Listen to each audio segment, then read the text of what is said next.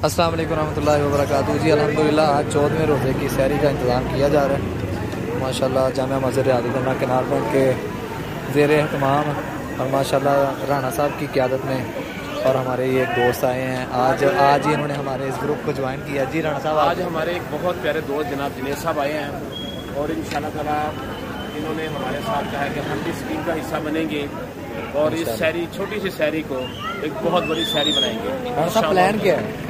हमारी प्लानिंग ये है कि ये छोटा सा एक पहले पतीली थी, उस पतीली से अभी छोटा सा एक पतीला बना है माशाल्लाह। तो इंशाल्लाह हमारी प्लानिंग में ये है कि हमने इसको बहुत वसी तरीन इंतजाम करना है इंशाल्लाह, और यहीं पे हम शहरी भी किया करेंगे और जो तकसीम किया जाता है गरीब लोग भी यहाँ पे आएंगे, मुख्तलिफ इलाकों में जाकर हम तकसीम भी करेंगे इंशाल्लाह। और आज हमारी खुशी है कि जो हम मोती चुन रहे हैं उन मोतियों में से एक मोती और हमारे साथ आ गया है माशाल्लाह।